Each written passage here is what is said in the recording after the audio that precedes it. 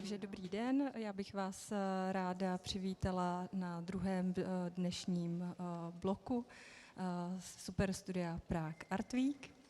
A chci v první řadě poděkovat vám, že jste tady, a pak rovnou poděkovat našim partnerům, kteří byli ve smyčce, která tady byla k možnosti k vidění.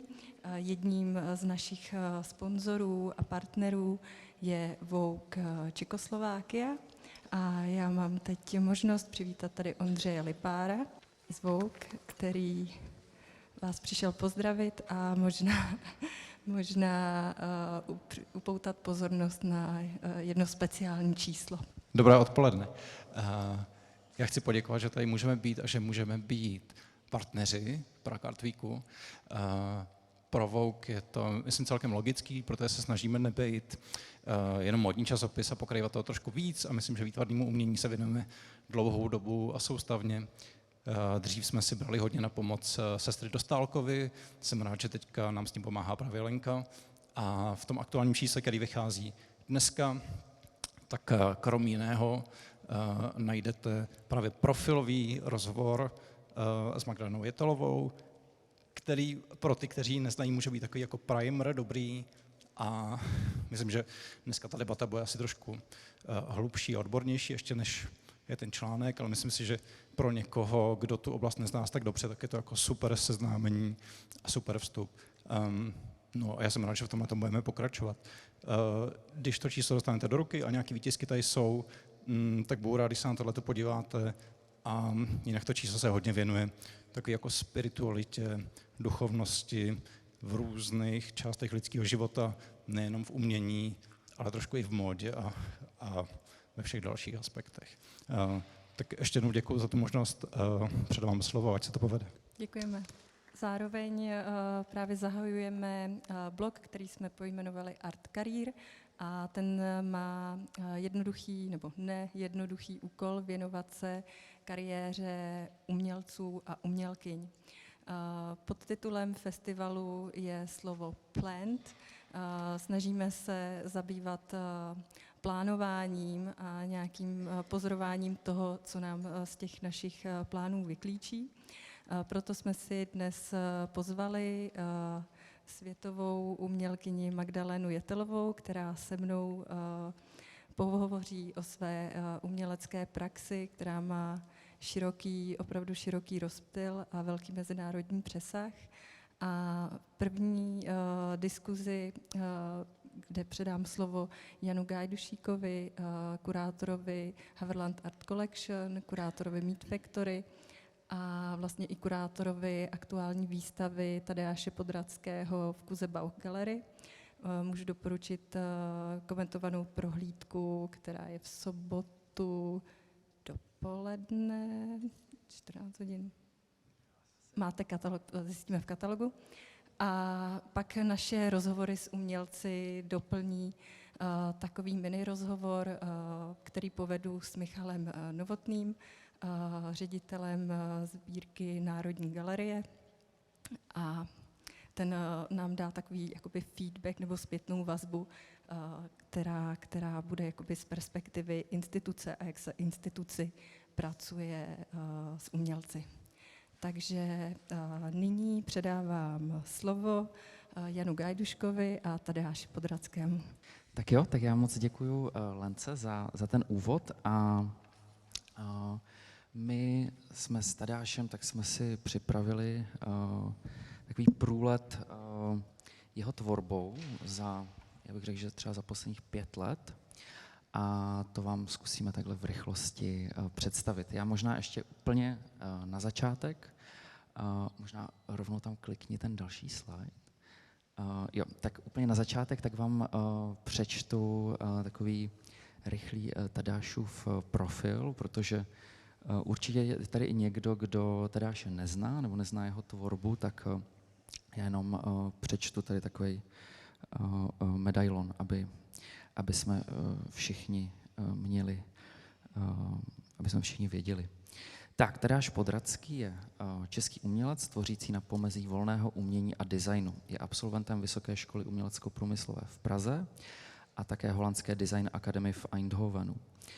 Svá díla pojímá jako náročné tvarové a materiálové experimenty, kterými posouvá a překračuje hranice designových objektů až do oblasti volného umění.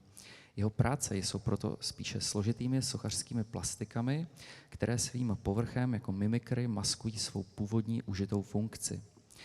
Tato hybridita je patrná také v Podradského vnímání a přístupu k designu předmětů, jejichž původní účel nejdříve dekonstruuje a následně znovu vystaví, zkompletuje tak, že zůstává pouze tušený. Jako inspirační zdroje mu slouží v dějinách umění a designu kanonizované tvary, materiály a vzory, které svým přístupem obrací na rub a znejisťuje tak oko diváka. Tadeáš vystavoval zejména v mnoha zahraničních galeriích a na veletrzích. Můžeme zmínit třeba Chamber Gallery v New Yorku, Design Miami Basel, Fogg Gallery v San Francisku. Mám tady veliký seznam a je zastupován barcelonskou Side Gallery a také nově spolupracuje s londýnskou galerií Sarah, a teďka už jsem si... Sarah Meierskoch. Jo, tak přesně tak. Můžete si ji vyhledat na Instagram. A teďka nově, myslím, že už přímo od příštího týdne bude Tadeáš vedoucím společně s Romanou Drdovou, bude Tadeáš vedoucím ateliéru KOV na Umbrumce a jsou vlastně novou dvojicí, která povede tenhle ateliér od tohoto roku. Je to ateliér Koncept, objekt, význam a na to ještě taky navážeme. Tak, já tady možná hned na začátku, tady vidíme nějaký Tadeášův proces, možná pojďme dál. Ještě. Tak. Lenka už mluvila o tom, že v galerii Kuzebauch, kam teda všechny také zvu, tak vlastně teďka od 19. tak je Tadeášova solová výstava. A já vlastně ta první otázka tak směřuje přímo k tomu, že vlastně tvoje věci tak mají už nějaký specifický výtvarný jazyk, kterými v podstatě se dají na první pohled rozeznat, ale každá z těch výstav nebo každá z těch sérií tak má jiný nějaký tvůj konceptuální přístup. A tady ta výstava The Bloom of Bones, což by se dalo volně přeložit jako květenství kostí, tak má taky určitý jako specifický přístup. Tak jestli jenom bys mohl přiblížit, jak jsi vlastně přemýšlel při tvorbě tady těch objektů. Tak vlastně mě vždycky vlastně zajímá nějaký prostředí člověka a věci, které jsou člověku nejblíž, a u tady té výstavy jsem se zajímal, nebo jsem spíš tak jako si vzal inspiraci z kultury, z folk kultury, jak se to řekne česky? Z určitých jako mytologií nebo folkloru? Z folklorní kultury, jasně, no, z folklorní kultury. A se mě zajímá tady v té folklorní kultuře to, že vlastně ona vytváří jako artefakty na základě mytologie a mytologie je tam vlastně jako hlavní věc, je vlastně obalená na nějaký objekt, který má užitnou funkci, ale ta funkce je vlastně jako tím popřená. Já vlastně na tady té výstavě jsem si udělal takovou jako spekulativní scénář, jak by to naše prostředí vypadalo, kdyby vlastně kdybych tady ten nástroj, řekněme, aplikoval do objektů, které jsou kolem nás. Jo, děkuju. A možná pojďme na další obrázek. Ještě možná, pardon, ten předchozí, já jsem si ještě vzpomněl, že je tam takový velký relief, který vlastně tvoří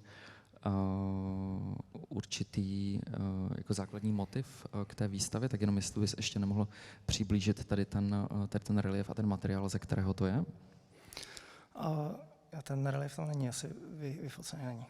No, tak tady to je takový velký relief, který jsem udělal do takové stavební pěny, která je vlastně jakoby zarámovaná do dřeva. Jsou tam vlastně prvky, je tam vlastně taková zobrazená smrt a vlastně takový jakoby skeleton, který se nějakým způsobem přerozuje do takových botanických detailů a témat. A mě tam vlastně jakoby bavilo to, že já tam míchám nějaký anatomický detaily lidský s květinama a vlastně dávám do nějakého jednoho celku. A vlastně tohle je takový jakoby prvek, který se potom jako protíná celou tou výstavou. No. OK, děkuji. A pojďme na další, jo. Tady tenhle objekt, tak to je stolička, jestli se nepletu, tak jenom ono totiž mě ještě takhle napadá, že Tadeáš, on často spolupracuje s galeriemi v zahraničí, tak jenom jestli bys nemohl ještě říct o tady tom objektu a kde bude, že vlastně na té výstavě je k vidění jen dočasně. Já jenom ještě řeknu, že vlastně tady ty objekty, já jsem vlastně udělal 6 nebo 7 nových objektů přesně pro tady tu výstavu. Tedy ty objekty mají vždycky nějaký jakoby účel. Jsou to objekty denní potřeby, ale vlastně jakoby nejsou reálně funkční. Pro mě vždycky byla jakoby hlavní nějaká jakoby aplikace té mytologie, kterou jsem to jako kdyby obalil. Tady ta stolička vlastně vychází nějakým způsobem z toho reliéfu, který jsem popsal. Je to vlastně takový jako bodlák, který zase kombinuje nějaký vnitřnosti s takovým jako květenstvím.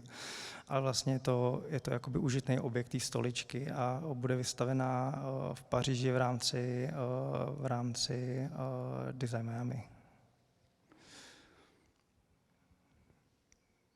Další. Jo, a tady tohle je vlastně jediný objekt na té výstavě, který ještě pochází z předchozí série. Tak jenom jestli byste mohl přiblížit i tady ten zvláštní keř. No, já většinou vlastně postupuju v té mý tvorbě tak, že ty věci jsou propojené s mým tělem, když je vlastně jako kdyby jako skrz tu práci, protože já všechno vlastně dělám svýma rukama a je to vlastně dlouhý proces. Já se na základě jakoby té práce jako kdyby snažím propojit s tím objektem. A tohle to vlastně vzniklo jako na základě dekonstrukce nějakého tvaru. A potom jsem tam vlastně experimentoval s gravitací, kde tam vlastně stejkaly ty věci a tak. A výsledku je to vlastně takovýhle jako kdyby keř, hnící keř, kde jsou pak vlastně jako kdyby přilepený takovýhle jako hodně fantaskní hmyzí detaily. Ale je to vlastně zase nějaké moje jako uchopení toho prostředí toho člověka, kde já si představuju, že to prostředí nějakým způsobem jakoby se rodí a potom se jakoby zaniká. A tady ten proces mě jako inspiruje k tomu vlastně vytvářet ty artefakty, které to nějakým způsobem až jakoby ilustrujou, ale zároveň dává nějaký jakoby scénář, jak by to mohlo být.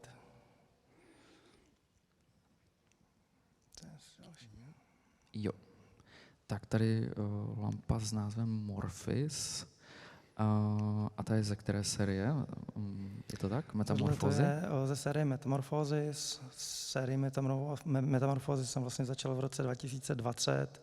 Bylo to v covidu a bylo to vlastně kvůli tomu, že vlastně jsem se cítil jakoby hodně odříznutý od toho prostředí, takže jsem začal zpracovávat jako materiály, který jsem měl kolem sebe. Začal jsem tak jako postupně lepit k sobě, kde jsem vlastně ty věci jako nechtěl nějakým způsobem jako designovat, nebo chtěl jsem je vyrábět jako autenticky přímo a vlastně z prostředí, který je kolem mě. A vlastně experimentoval jsem tam i s různýma jako principama nějakého netvoření. A tohle je jeden z těch artefaktů, který jsem teda vytvořil.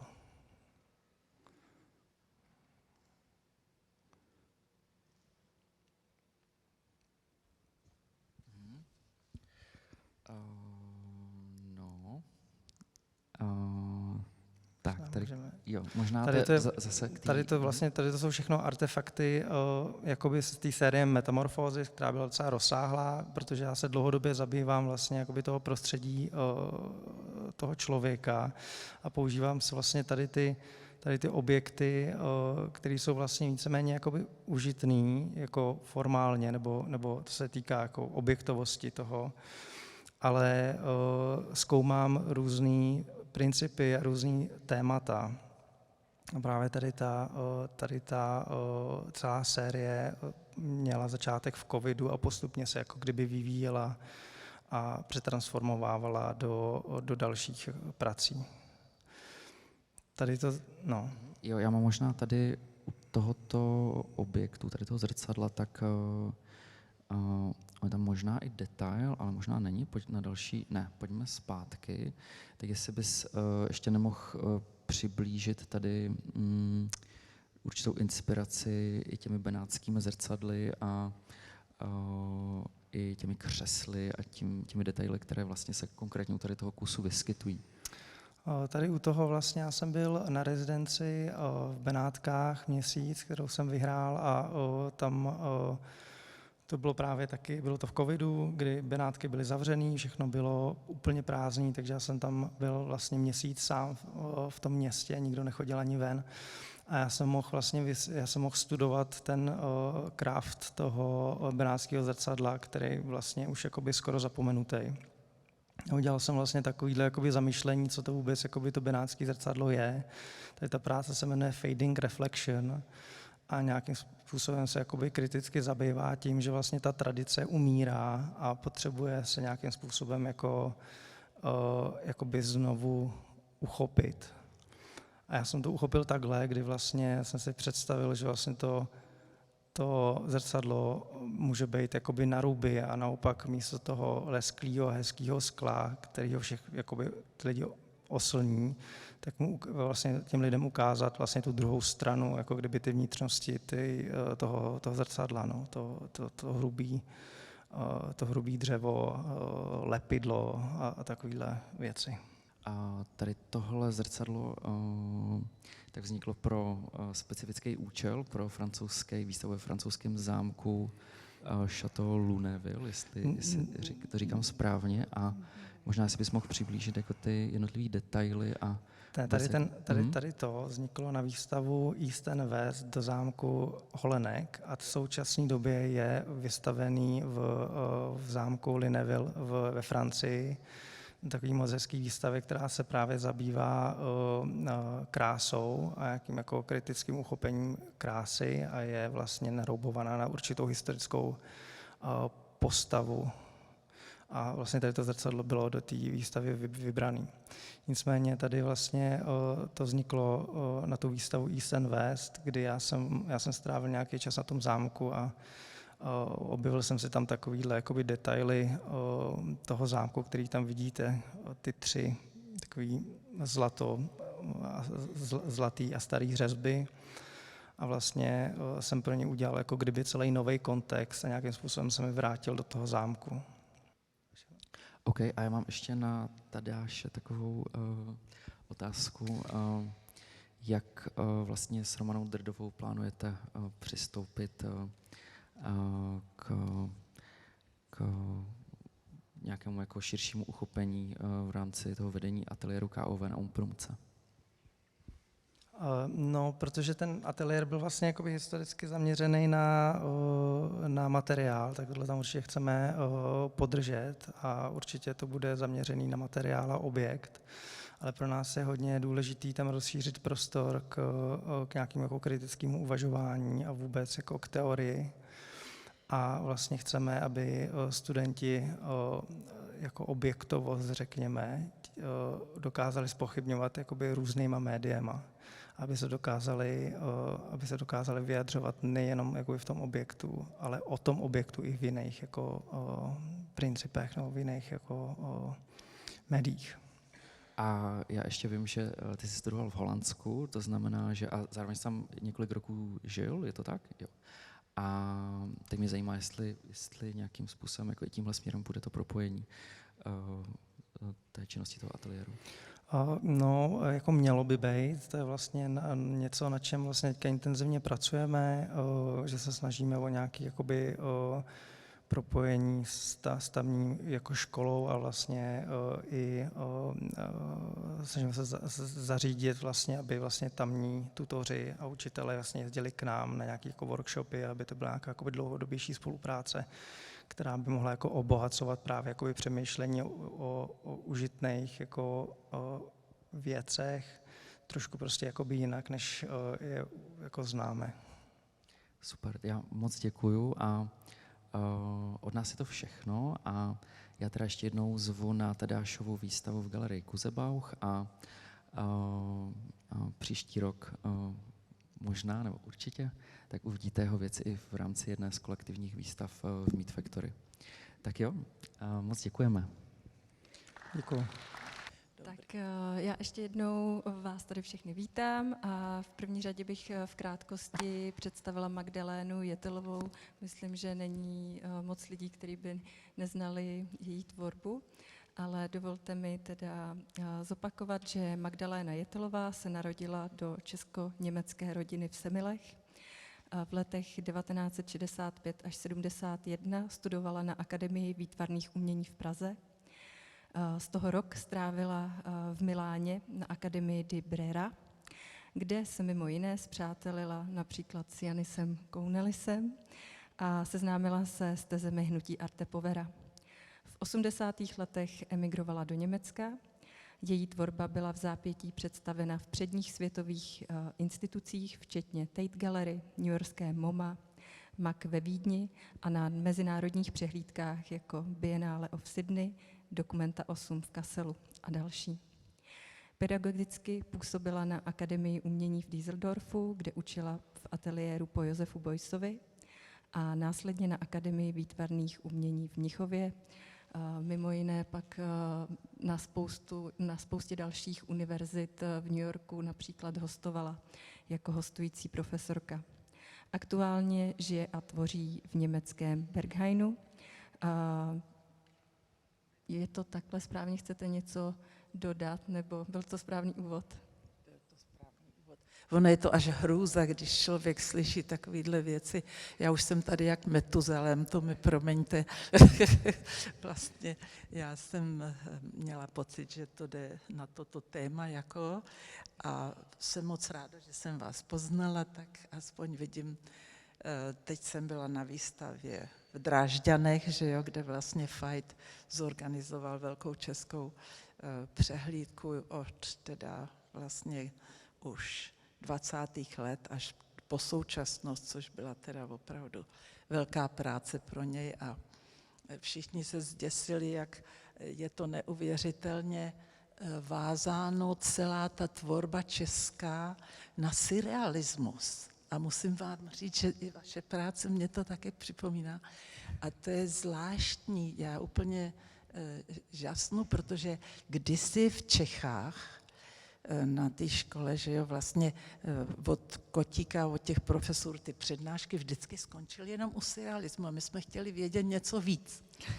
Takže jsme chodili třeba na přednášky na ambasádu na ambasádu v Davicích, že jo, na USA. No to se samozřejmě okamžitě zaznamenávalo a videa se dělaly. No ono tam jako moc taky zajímavé přednášky občas nebyly, to jsme spíš usnuli nad tou whisky, ale občas to bylo zajímavé, jo. Takže jsme začali a to všechno bylo jako, my jsme se vlastně narodili do takové jednoduché struktury bolševické, jaksi komunistické strany a takže vlastně ten jakoby zajímavý jiný prostor byl pro nás jednoduchý. Teď máte velmi složitou situaci spíš s artificial intelligence a tak dále. Takže vlastně se svět strašně rychle mění, takže člověk si pomalu říká, že je to pro vás těžký se orientovat, že jo, co je vlastně tak strašně důležitý, co vás popuzuje a všechno. To bylo vidět jako zajímavý, ty poslední najednou covid, nějaká překážka vás přivedla zase k jinému myšlení. Takže to jsou takové zajímavé věci. Vlastně to ovšem nebude moc mluvit, ale pokračujte. Pokračujeme, vy už jste nám začala vzpomínat. Já jsem chtěla začít okruhy právě v 70. letech, kdy vy jste studovala na AVU a v té době jste i provedla první značení rudým kouřem. A chtěla jsem se zeptat právě na tu náladu během normalizace v Československu a jaký pak byl ten kontrast, když jste přijela do Milána a když jste tam se setkala s hnutím Arte Povera, jak jste se s tím pak vypořádala, když jste přijela zase zpátky sem, jak jste se vlastně snažila vymanit z toho akademického já bych vlivu? řekla, že to je přímo o čem jsem začala hovořit, protože já jsem teda chtěla mít ateliér mimo, nechtěla jsem být furt navštěvovaná od někoho, úplně opačný systém a chtěla jsem mít klid na tvorbu. A protože jsem měla ateliér v Šáreckém údolí a když přicházeli ze zhora od Matěje jako nějaký lidi, kteří mě chtěli navštívit, jako Chalupecký a plno kunzhistoriků, kteří byli velice, bych řekla, aktivní, a tak jsem vždycky do těch soch, těch domů, který jsem tam měla, strčela ten signální kouř, protože pro mě ten materiál, to je ten velký rozdíl, bych řekla, jak my jsme jako se vyjadřovali materiálově, byl volání o pomoc. Víte, když se loď potápí, tak můžete vystřelit ten signální kouř a ten v podstatě vám řekne pozici, kde jste, a je to určitá záchranná akce. No ale samozřejmě hnedle přišly policie, protože já říkám, ty nejlepší kunzhistorici tehdy byli policajti. Jo? Protože ty ostatní nemohli nic moc říkat, ale ta policie, ta byla hned za 5 minut, byla tam. Já jsem nevěděla, co mám dělat, tak jsem popadla, tam bylo nějaký plátna a hodila jsem to přes ty jako sochy. No a teď, jako, co tady děláte? No já mám ráda červenou barvu a tak jako, hrozně stupidně jsme se vymlouvali, že jo. A takže jsem to musela skončit, no tak jsem to odhalila a zjistila jsem, že ty anilinové barvy výborně zaznamenávají energii. A tak já jsem si říkala, no to je báječný, tak okamžitě vlastně jsem dál s tím pokračovala, že jo, ale mojí emigrací se tyhle věci všechny ztratily, ale musím říct, že proto třeba, aby jsem se dostala k tomu Arte Povera, no jo, a to bylo zajímavé, že vlastně Kunelis tam používal, najednou v galerii byly koně, živý koně, no představte si to, jestli byste ve škole měli přednášku, že máte dát koně do galerie, jo. No tak já jsem úplně žasla, to bylo, pro mě se otvíraly nové formy a nové materiály, nebylo to, my jsme byli vyučení sochaři, buď to dřeváci, nebo železáči, nebo jako tyhle vlastně oddělení pro kunzhistoriky, no to je ideální, protože pak se trochu vyznají, že jo, ale já mám takový pocit, že mě začalo zajímat právě tu neustálou škatulkování, rozšířit na momenty, který jako vesmír, a takhle, jak si můžete naškatulkovat vesmír? Máte tam nějakou linii rovnou? No nemáte, že jo? Takže vlastně najednou mě začalo zajímat energie a otvírání prostoru. Takže vlastně v tom se my strašidelně lišíme, protože já jsem byla dřevák, já jsem uměla s dřevem pracovat, protože to bylo jediné, co jsem měla. Já jsem kácela ty stromy, když projížděl autobus, aby mi neslyšeli, že jo, protože my jsme neměli prachy. My jsme byli teda opravdu na mizině, jo, tak když jsem přišla do ciziny, tak mě říká, a líbí se vám dřevo? Já říkám, no líbí se mi, mám ho ráda, je to báječný, ale jako ta glorifikace toho materiálu mě jako tolik jako, i když jsem dělala ty židle, že jo, který vlastně se nemohly použít.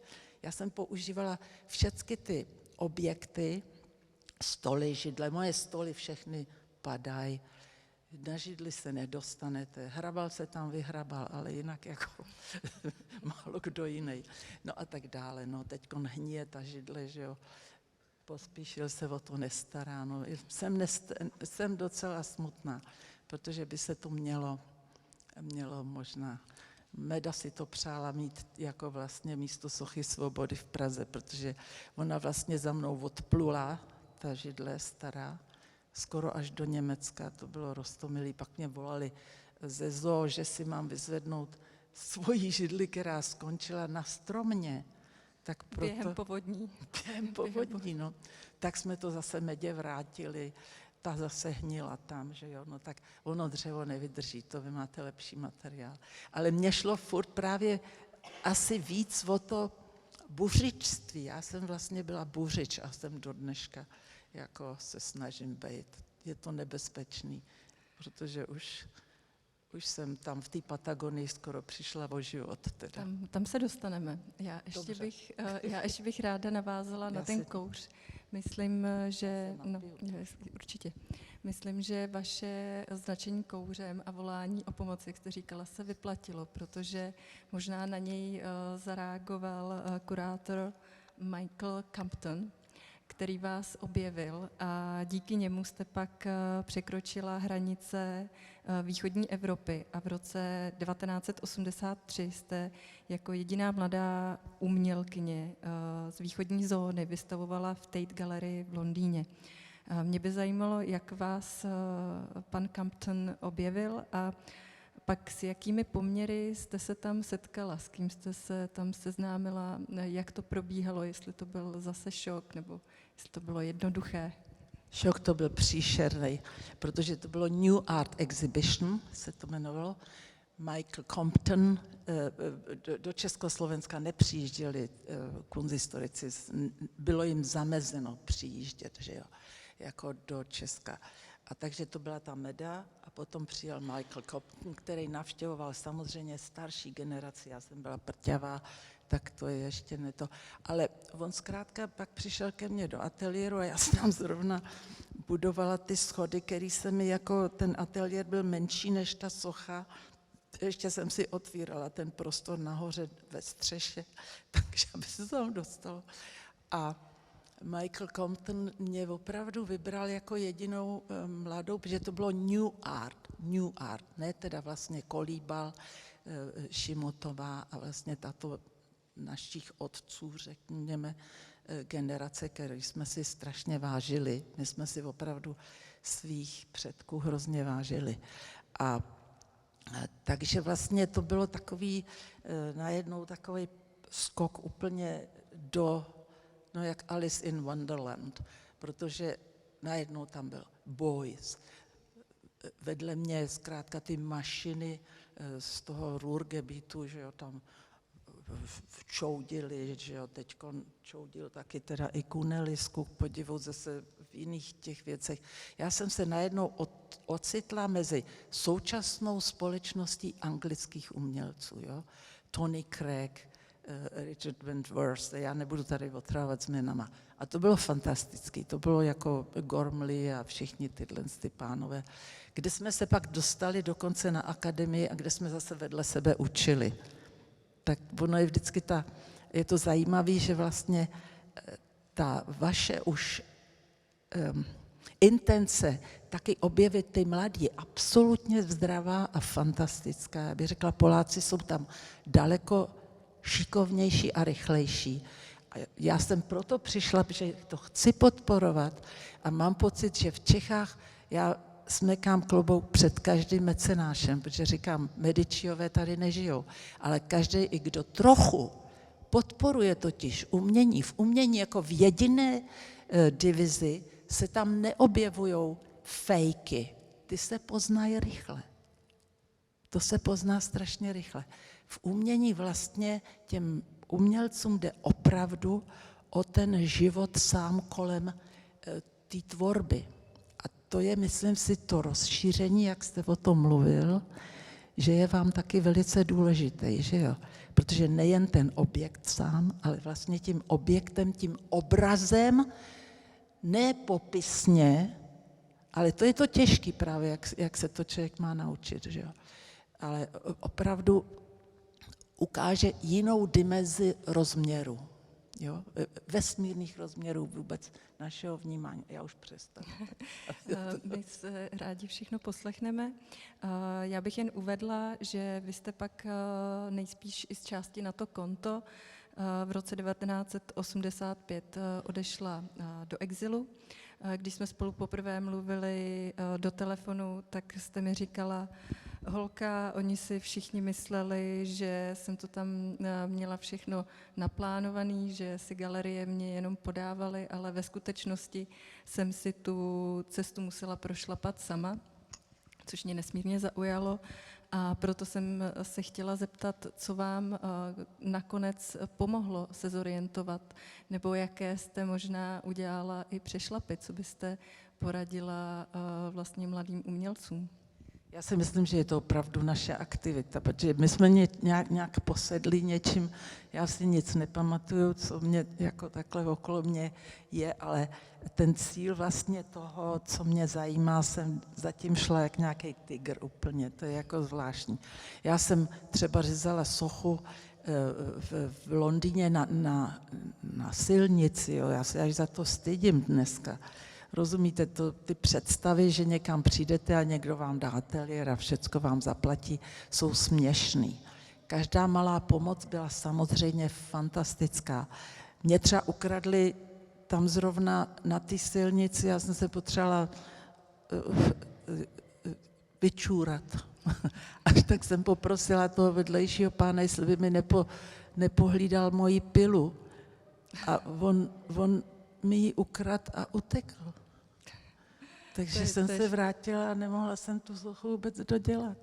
No a tak já nevím, jestli si to umíte představit. Třeba pak jsem měla nějakou práci, jsem vyhrála nějakou soutěž, že jsem tam jenom k takovým jakoby asijským domům nakreslila asijský písmo, protože jsem neměla ateliér, tak já jsem zkrátka si koupila normální louku a na louce jsem to dělala. A to jsem si rozmyslela, že to písmo aziatský můžu udělat taky na zemi, že jo, těch 13 metrů dílky. Takže ty podpory byly takový, jaký byly a s každou podporou jsem byla strašně nadšená. Ten Michael Compton se mnou chodil celý den, mluvil na mě celý den anglicky, potkali jsme Warhola a zkrátka já jsem si říkala už, aby přestal na mě mluvit, my jsme mluvili rusky, že jo. Takže my jsme moc angličtiny se neučili, to byla úplná hrůza pro mě a on furt se mnou byl a furt se mnou mluvil a byl moc laskavý a skvělý. No. Mě právě zajímá i míra podpory, kterou jste dostala od velkých institucí a přehlídek, protože vaše díla jsou z velké míry vázaná na tu součinnost s tou institucí a jsou produkčně poměrně náročná. Teď za sebou máme jednu z domestifikací pyramid ve vídeňském MAKu. Dokážete nám říct třeba na tomto příkladu, jak vám ty instituce vycházely vstříc, v čem vám naopak možná vstříc nevycházely, to, že velkou část vašich děl produkčně jste musela realizovat sama, to už jsme částečně pochopili. Tak zkuste nám ještě říct třeba o tomhle konkrétním projektu. No to jsem vůbec netušila. Já jsem tu ideu měla už předtím, že jak to tak bývá.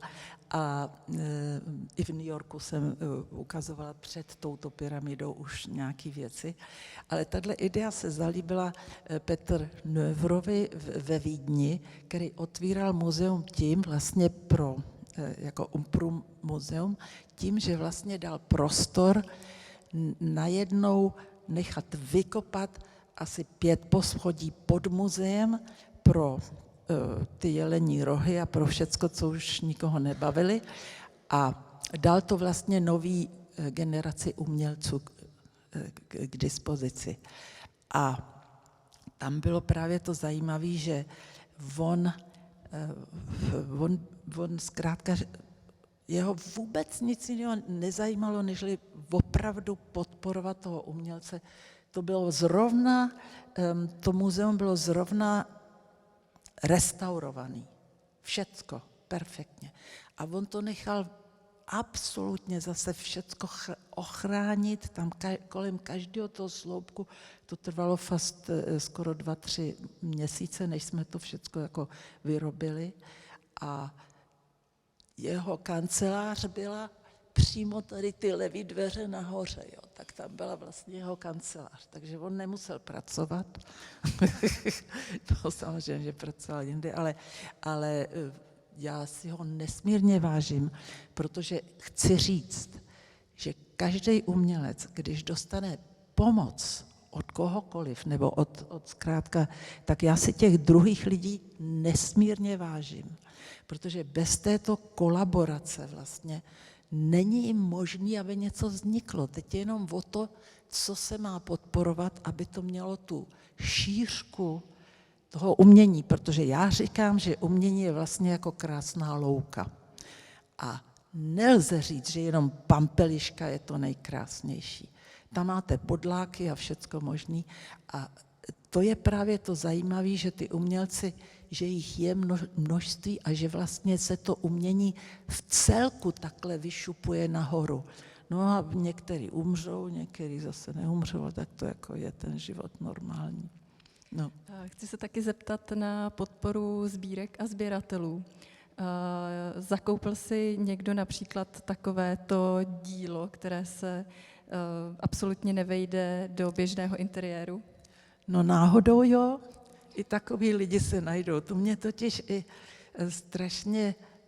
strašně jsem si říkala, to je zvláštní, že jsou i takový sběratele, že vidí tu vaši ideu, jako toho, ta idea byla důležitá pro mě.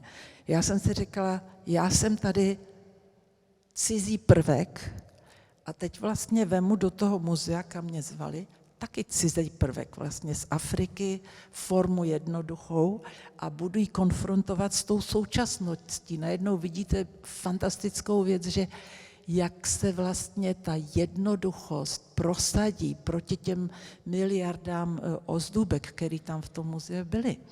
A ten vztah vlastně mě nesmírně zajímal a ta paní říkala, a uděláte mi taky tu malou pyramidu do mojí malé skříně. A já jsem říkala, no samozřejmě, že vám to udělám.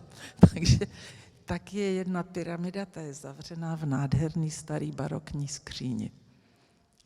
Tak pak mi nedá se nezeptat a zazpomínat na vaší výstavu Dotek času v Národní galerii v roce 2017. Jak se vám tady pracovalo s tehdejším ředitelem galerie panem Fajtem a s tehdejším kurátorem Adamem Budakem a později i s paní kurátorkou Milenou Kalinovskou? No, nevím, jestli to všecko mám povědět, ale já to povím. A sice jsem přijela a říkala jsem si po tolika letech, jsem si říkala, bože můj, to zase tady za toho našeho pana prezidenta vypadá jako v 80. letech. Tak já tady udělám výstavu Red Bacil. Tak fajn, tak jsme na tom začali pracovat. Já už jsem tady měla ty prostory, které jsem si rozdělila na diagonálu různých červených barev. Chtěla jsem všem nabídnout jídlo a pití. Měla jsem zamluvený všechny jako biologická barviva k jídlu. Všecko jsem chtěla. Takže vlastně jsem si říkala, ty lidi, i když zkrátka druhý den vlastně budou normálně žít, tak uvidějí svoje resty, taky červený. Možná, že to je fajn. Takže jsem to takhle začala dělat. Fight byl výborný, podporoval to, měla jsem přinést ty červený pole a potom zase v jiný červený barvě. Já jsem udělala takový cedule, kdo kterou červenou barvu má rád. A pan Budák zkrátka mě lodičkou provážel po Praze, což já teda Prahu znám od dětství, jak jsem si říkala, co mi tady vozí na lodičce. Jako, no, tak jsem trochu byla taková, jako to jsem říkala, že bych raději už šla pracovat nebo něco takového. A on mě oznámil,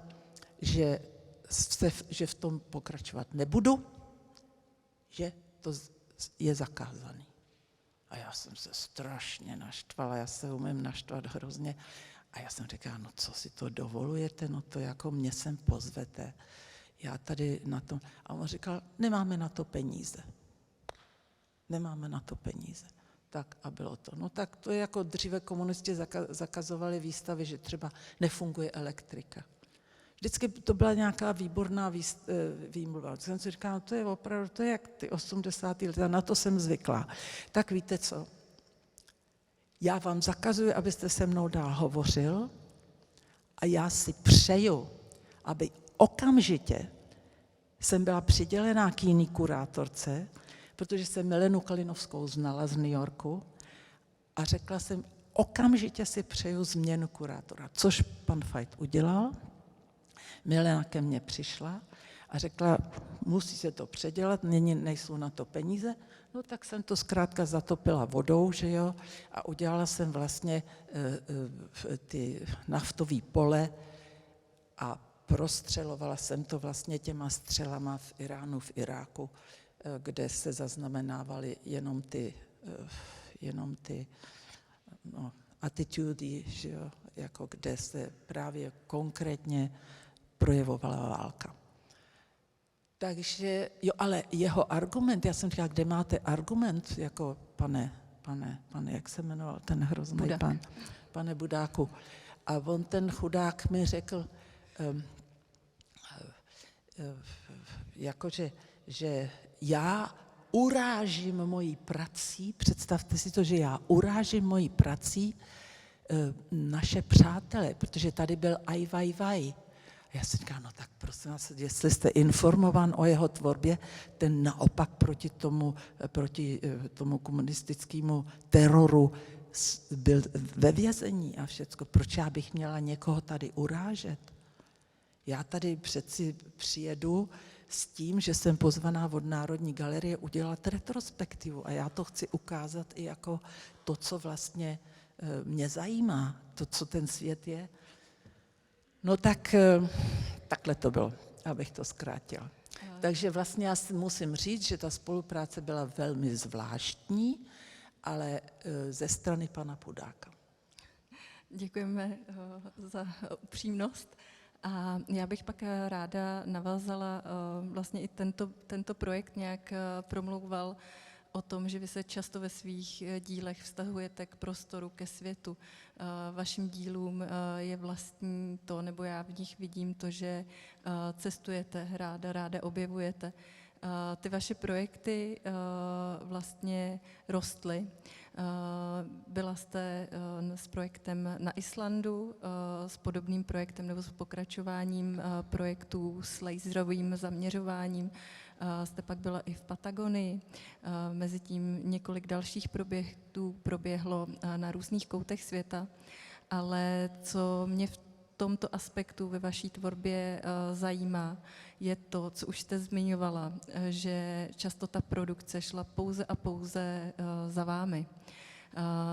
Řekněte nám, jak to probíhalo třeba v Patagonii, což je vlastně taková, jako řekněme, nehostinná krajina, produkčně velmi náročná. No tak jak víme všichni, že jo, je to neustálá diskuze o klimatech, že jo, o proměně vlastně různých teplot všude a tak dále. A já, když jsem začala v Islandu vlastně, tak to se rozdělilo Česko od Slovenska. A já jsem si říkala, no to je zajímavý, mě by zajímalo, jaký je to rozdíl teďkon v přírodě. Jaký je rozdíl mezi Amerikou a Evropou. To jediný, kde vidíte ten rozdíl, nebo ten nerozdíl, je právě Island. Že jo? Čili jsem tam jela a celou tu vlastně línii jsem vlastně znovu kreslila si po celé té krajině Islandu. Když samozřejmě došlo tady k těmhle ještě bych měla hrozně ráda, že vlastně můj materiál byl vždycky velmi vázán na energii, čili i na energii světla. Můj muž byl lékař a operoval vlastně tady v Čechách labyrint ucha už na akademii s laserem. A já jsem si říkala, no to je teda zajímavý, tak on tady místo tušky používá laser, tak to já chci taky. A tak jsem přišla vlastně na to, že v těch letech, kdy teda laser ještě vůbec nebylo jako kabelka, s kterou můžete rajzovat, že jo. Mě už to vlastně, já jsem velmi redukovaná ve svých, jako mě nezajímá s laserem kreslit zajíce a lišky a já nevím co všecko, ale vždycky mi jde jako o nějakou jinou ideu. A tak jsem vlastně psala, byla jsem taky se dívat na ty bunkry na Atlantic Wall, který jsou tou vodou vlastně odháněný do vody. A tam vlastně jsem použila text, který napsal Paul Virilio, essential is no longer visible. Čili to, co je podstatné, není dále viditelné. No a když jsem byla v Patagonii, tak já si ráda s tou přírodou píšu. Je to možná zvláštní nápad, ale já vlastně se ráda i k těm mým původním věcem vracím. A tak jsem tam zkrátka na to odpadiště těch, ne na to exkluzivní nějaký ledovce, ale na ten odpad z těch ledovců jsem vlastně psala essential is visible, čili to esenciální je k rozpoznání. Jo? Čili a pak se tam zase existuje další práce, kde tam píšu why, proč se to mění, že jo. A vlastně já ráda komunikuju o tom, já neříkám nějaký rezultáty, ale mě hrozně zajímá vlastně bejt na místě nebo dát i moji vlastně, jak bych to řekla, aktivitu nebo energii i tam, kde si myslím, že je potřebná. A tak jste tam jela sama na loďce, kterou jste si pronajala od nějakého domorodce. No. Loď neměla světla. Asistent ten už se bál cestou tam. To bylo strašidelný, no. No právě to bylo teda, jsem do dneška trpím pod tou nemocí, já jsem tam dostala rakovinu a katastrofální bylo, že člověk neposlouchal, to jsem celý život dělala, nesmí se na moře jezdit po 5. hodině, já jsem ale chtěla s tím světlem tam bejt po 5. hodině, tak jsem si sehnala ty Indiány 2, krásnou loď, to jsem okamžitě koupila, takovou skořápku širokou, že se to nemohlo jako potopit. Já jsem se musela vždycky dostat k nějaký skále, abych tam mohla moje equipment, jako ten laser a všecko instalovat, tak jsem vždycky vylezla nahoru. Oni nás tam přivedli, teda ten kapitán, jeden neměl oko a ten druhý zase byl nemocnej. No tak ten nemocnej zůstal na tom motherboard, na té velké lodičce a ten druhý, co měl jedno oko, mě teda dovez k té skále. No a když zkrátka jsem to tam dělala, tak se rozpoutala příšerná, tam jsou větry a on je jižní pol je horší jak severní. Já jsem to trochu věděla, ale jako jsem nedbala na mnoho věcí a tak my jsme potom v té bouři byli odehnaný tím svinstvem, teda co na té zemi potom plave do moře a tam jsme zkrátka v té ledové vodě, jak byly ty vlny, tak jsem tam seděla, že jo, v tom člunku, no a jako už tam nebyl ani ten pohon, tak to vždycky a zase nic a ten slepej to neviděl, kde je ta loď, my jsme taky neměli ani světlo a nic, no tak jsme tam skoro zahynuli. Nic se nestalo, jak vidíte, už tady straším znovu, no tak je to takhle. Bylo to moc zajímavé, ale myslím si, že si už s těma dalšíma projektama musím dávat hodně pozor. Já myslím, že ne, že se nic nestalo, ale vytvořila jste neuvěřitelně krásná díla a myslím, že pro všechny, kteří měli možnost dnešní diskuzi s vámi slyšet, jsou o to cennější, když znají ten příběh, který za ním stojí a díky dnešnímu rozhovoru s vámi, tak poznali i vás a o to víc vlastně si těch děl budou cenit. Já si myslím, že o mě vůbec nejde, ale já jsem strašně ráda, proto jsem přijela, abych podpořila vlastně tu kolaboraci mezi dalšíma lidma a umělcema. Takže vám přeju hodně úspěchu a hodně nových kolektorů a hodně zájmu o svět, protože opravdu je to, já vám to nezávidím, do jakého světa jste se, ten se neustále rozšiřuje, že jo, už jsme se zdvojili za tu moji existenci a vyznat se v tom je velmi těžký, abych řekla, děkuju všem, kteří podporují umění i v Československu. Pokračujte dále. Tak já pozvu na pódium ještě Michala Novotného za Národní galerii. Michal Novotný je ředitel sbírky umění po roce 1945 v Národní galerii v Praze. V letech 2011 až 2018 byl ředitelem Centra pro současné umění Futura v Praze. V letech 2016 až 2018 působil také jako koncepční dramaturg a externí kurátor v Městské galerii Plato v Ostravě. Od roku 2016 je odborným asistentem na Vysoké škole umělecko-průmyslové. V Národní galerii připravil pořád, můžeme říct, novou expozici 1939 až 2021, konec černobílé doby. Mimo jiné taky výstavy Květinová unie, festival MOVE ve spolupráci v Centre Pompidou a ze samostatných výstav kurátoroval retrospektivní přehlídky Milana Grigara, Kurta Gebauera nebo Michuláše Metka. Já jsem ráda, že vás, Michale, tady máme a že s nám můžete zprostředkovat ten pohled na ten umělecký provoz trochu z druhé strany, než z té perspektivy umělců. Děkuji za pozvání.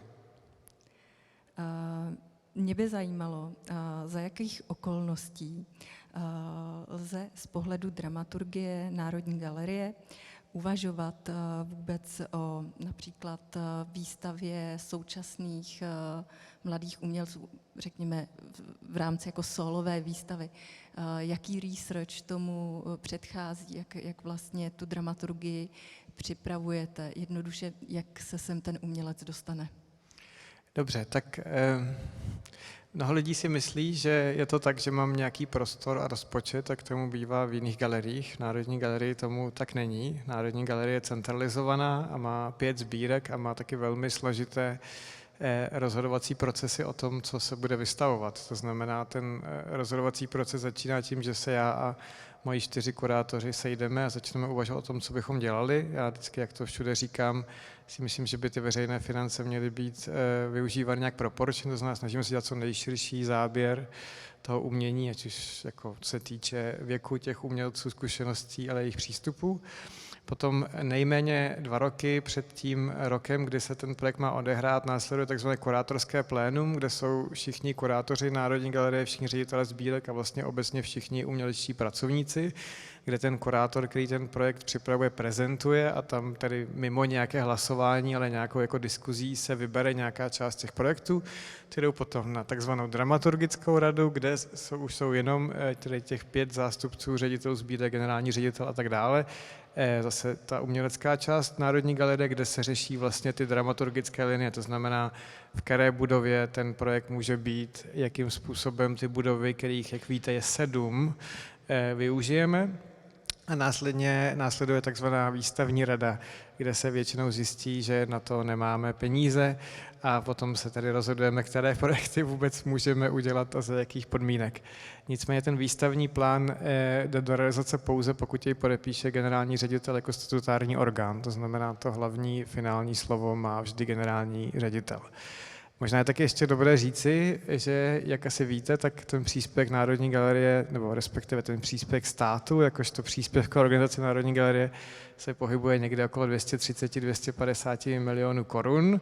Ten příspěvek se nezměnil zhruba od 90. let a troufám si říci, že stačí pouze na pokrytí těch provozních nákladů.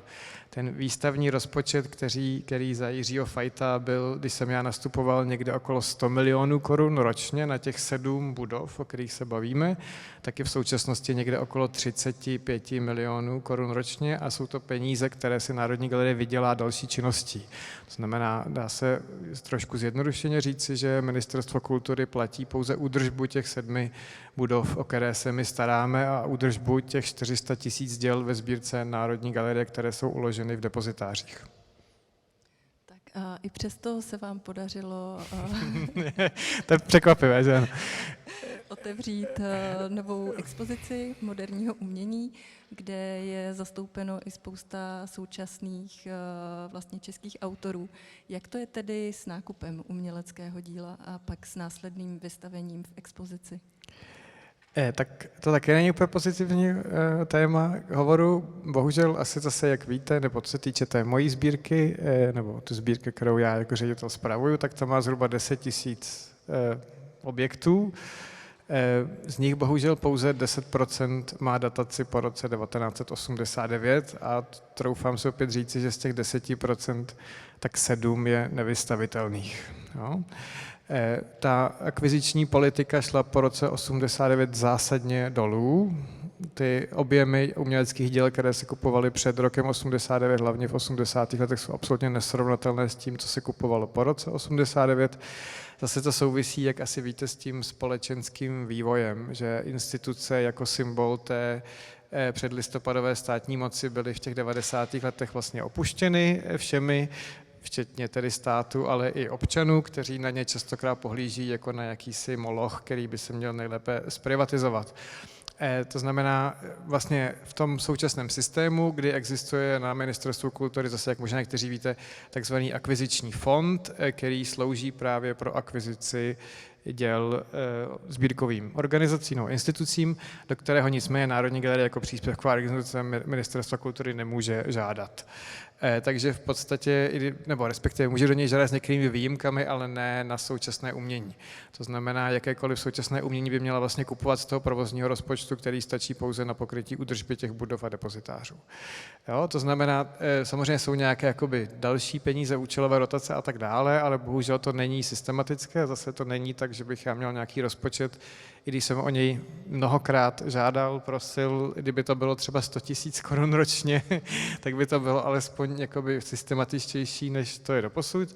Takže za tu dobu mého 5letého působení se, pokud se nepletu, koupily díla asi za celkem 3 miliony korun.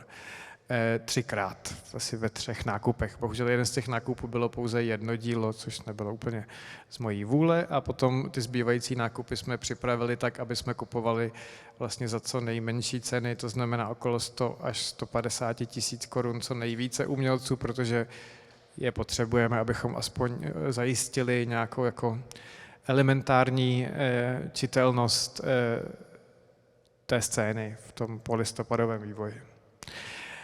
Takže asi takhle, jestli to je odpověď na tu otázku. Ohledně těch preferencí, řekněme takových těch víc jako měkkých preferencí, ohledně vašeho kurátorského výběru, ohledně toho, jak si vybíráte umělce třeba i podle citu nebo podle toho, jakou generaci zastupují, jaký žánr, jestli to tak můžu říct, zastupují, tak tam se rozhodujete jak? No, ještě bych možná doplnil, že i ty akvizice, na které má, tak musí je stejně schválit akviziční komise. Není to tak, že bychom si jako třeba v Polsku mohli koupit, co chceme, je tam akviziční komise, která to musí schválit, ale se stalo, že nám některé věci odmítly, když to byly třeba dary. Ale co se týče toho měkkého výběru, tak jak to vidím asi tak, že nebo dejme tomu, že vlastně celou moji kurátorskou kariéru, a o tom je do určité míry i ta nová stála expozice nazvaná Konec černobílé doby, se vlastně snažím spíše jakoby dekonstruovat tu moji pozici jako nějakou soudce krásy. Jo? Protože si samozřejmě uvědomuji, do jaké míry tohleto rozhodnutí, ta představa nějaké jako vnitřní kvality toho díla, kterou já jako nějaký osvícený kurátor můžu vidět, je vlastně jakoby velmi podezřelá. Jo? Je častokrát, jak ostatně z umění od 60. let víme, určená tím kontextem, proto potřebujeme ty muzea, tam to samozřejmě vypadá mnohem líp než v těch sklepích nebo těch jakoby malých nezávislých galerií. Takže vlastně se spíš snažím jako uvažovat o tom vždycky, jako jaké ty představy té kvality existují v tom daném čase vedle sebe. To je zase přesně to, o čem je vlastně ta expozice. Se snažíme ukázat více těch koncepcí kvality, a to nejenom teda ta jako prorežimní nebo protirežimní, ale i nějaké jakoby jiné. Tak podobně vlastně v tom smyslu jsem vždycky uvažoval, a i to tak to bylo i ve Futuře, spíše ten, jakoby, kdo tu pozornost, tak kdo ty zdroje potřebuje. Jo? Dejme tomu zase, když si vymezíme to pole se dá vymezovat různě, můžeme se bavit o české scéně, můžeme se bavit o nějaké středoevropské scéně a tak dále, a zároveň jakoby, kdo je vlastně schopen odpovědět třeba na tu zahraniční poptávku, protože to jeho dílo nějakým způsobem rezonuje s tím, co se teďka v tom mezinárodním diskurzu řeší. Tak tohle by bylo jakoby samozřejmě krásný, kdyby to nebylo taky složitý, jako nebo dejme tomu, jak se bavím o tom, že si ty výstavy musí plánovat 3 a více let dopředu, jo, taky, takže samozřejmě ta schopnost reagovat na nějaký to aktuální dění se trošku posunuje. Takže za mě ideálně, jakoby, já jsem vždycky pracoval tak, že prostě mám nějaký počet, dejme tomu těch slotů, kde jsou nějaké výstavy, ty výstavy mají nějaký charakter, některé jsou skupinové, některé jsou samostatné, a teďka uvažuji v tom, co je jakoby na té scéně potřeba i z hlediska role jako Národní galerie vůči ostatním institucím v Praze, jako je Rudolfinum, jako Galerie hlavní města Prahy a tak dále a tak dále. Jo? Vlastně se snažím spíš jako takhle uvažovat, než že bych jakoby přemýšlel, tohle je dobrý, udělejme to teď. Jako. Jo, spíš jakoby, co je potřeba, proč to dělat teďka, pro koho, jo, a v jakém kontextu vlastně se pohybujeme. Děkujeme velmi za váš vhled do vaší práce. Myslím, že zase nám to o kus přiblížilo vlastně instituci, ve které se nacházíme, a myslím, že umělci to určitě ocení. Možná se vás pak doptají na nějaké věci, které je budou zajímat osobně. Já nyní už předám brzy slovo kolegu Janu Stuchlíkovi, který rovnou naváže s blokem Art Service, který se zabývá obchodem s uměním, a máme tam zahrnutou i tématiku FALS. Takže určitě zůstaňte, dejte si malé občerstvení, my jenom přestavíme vlastně stage a v zápětí pokračujeme. Michale, děkuji moc za rozhovor a že jste si udělal čas. Vím, že to dneska nebylo lehký. Ano, děkuji. Děkuji.